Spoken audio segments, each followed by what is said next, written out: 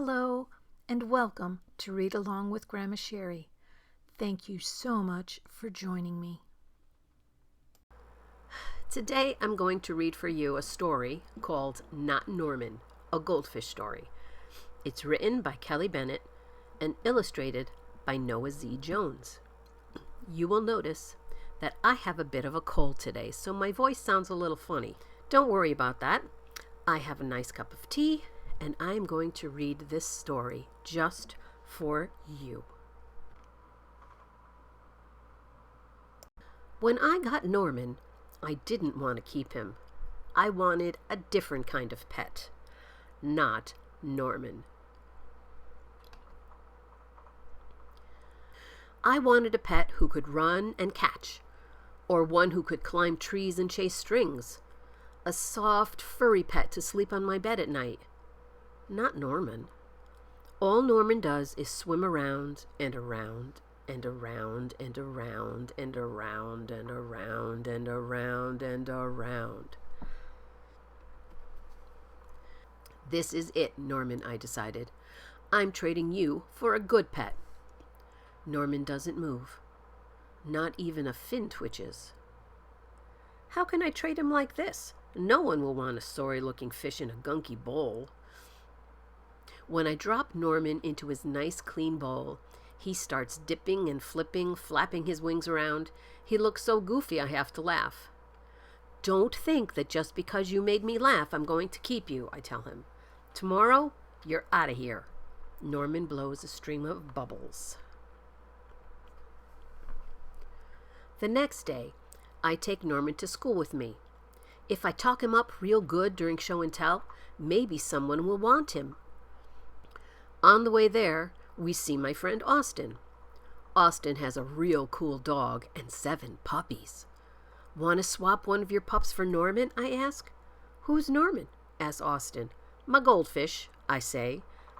By the time I rescue Norman, half his water is gone. I'm sorry, I tell Norman when we get to school. I'm really sorry. He stares at me all googly-eyed. Finally, it's my turn to show and tell.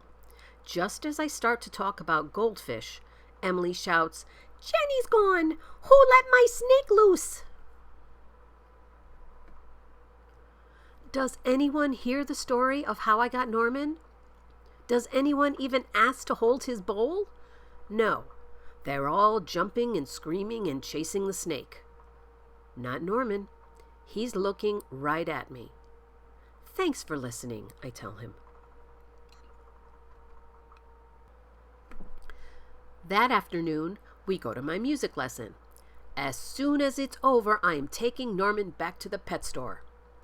I take out my tuba and begin to play. I glance over at Norman.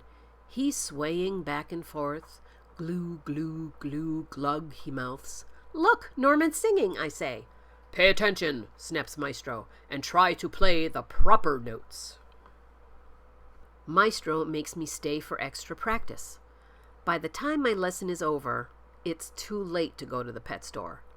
Don't think that just because you like my music I'm going to keep you, I tell Norman. He glugs. That night, I'm sound asleep when screech, screech. What's that noise? Scratch, screech, screech. Yikes, there's something at the window. Then out of the corner of my eye, I spot Norman. He isn't scared. He isn't swimming around in circles either. He glugs and gives me a little wave.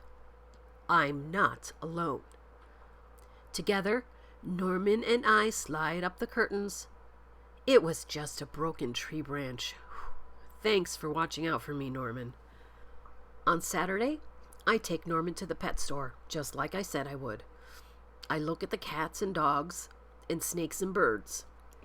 I look at the hamsters and mice and lizards, too. They all look like good pets, but they are not Norman.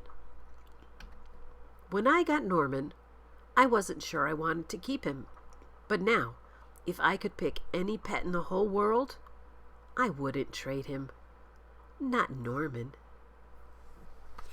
Well, that is the end of Not Norman, a goldfish story.